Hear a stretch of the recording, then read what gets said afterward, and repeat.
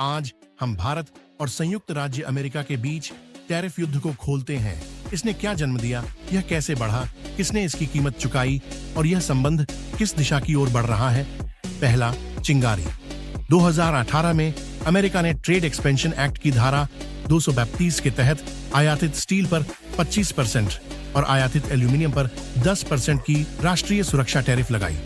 भारत, जैसा कि अधिकांश साझेदारों ने महसूस किया, प्रभावित हुआ। दूसरा, पसंदों का टूटना।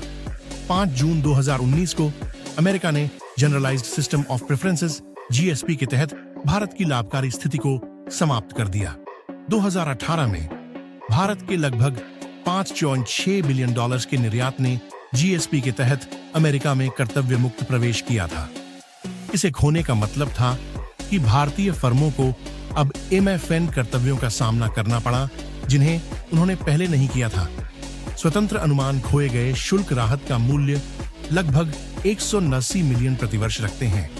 भारत की प्रतिक्रिया उसी महीने आई। मौजूदा एमएफएन दरों के ऊपर 28 अमेरिकी उत्पादों पर अतिरिक्त प्रतिशोधी शुल्क, प्रसिद्ध रूप से बादाम, सेब और अखरोट पर। सेब और अखरोट के लिए अतिरिक्त शुल्क 20% अंक था। बादाम के लिए RS 20 प्रति किलो मूल शुल्क के ऊपर। 2023 में डीएस्केलेशन की ओर रुख शुरू हुआ। जून 2030 में भारत और अमेरिका ने 6 WTO विवादों को समाप्त करने पर सहमति व्यक्त की। भारत ने भी कई अमेरिकी कृषि उत्पादों, चना, मसूर, बादाम, अखरोट और सेब पर अतिरिक्त प्रतिशोधी शुल्क हटाने का कदम उठाया, विवाद पूर्व की स्थितियों की ओर व्यापार बहाल किया। इसका अर्थ संख्या में क्या था? द्विपक्षीय सामान व्यापार ने मतभेदों के बावजूद विस्तार करना जारी रखा। 2024 में कुल यूएस भारत सामान व्यापार लगभग 138.9 बिलियन तक पहुंच गया। भारत को अमेरिकी निर्यात $41.5 बिलियन था। भारत से अमेरिकी आयात 87.3 बिलियन था।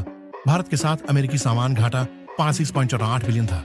मासिक अमेरिकी जनगणना श्रृंखला दिखाती है कि यहां तक कि 2018-2019 में व्यापार प्रवाह काफी रहा, हालांकि संरचना में बदलाव आया। भारत में दर्द किसने महसूस किया? स्टील और एल्यूमिनियम निर्यातक। प्रत्यक्ष हिट स्पष्ट था। अमेरिकी सीमा पर स्टील पर 25% और एल्यूमिनियम पर 10% शुल्क ने उत्तरित लागत बढ़ा दी और मार्जिन कम कर दिए। अमेरिका के लिए भारत के स्टील शिपमेंट्स 2018 के बाद कम हो गए। भारतीय और अमेरिकी स्रोतों ने 2018-2019 में गिरावट और बाद में आंशिक सुधार का दस्तावेजीकरण किया। जीएसपी प्रभावित सेक्टर्स। कई श्रम गहन और एसएमई भारी लाइनें, इंजीनियरिंग घटक, कुछ रसायन, चमड़ा सामान और कुछ रत्न और आभूषण और वस्त्र आइटम 2019 में शुल्क मुक्त पहुंच खो दी। वापसी के आसपास के अध्ययन लगभग $5.6 बिलियन के निर्यात की पहचान करते हैं, जो पहले लाभान्वित थे। छोटे निर्यातक असमान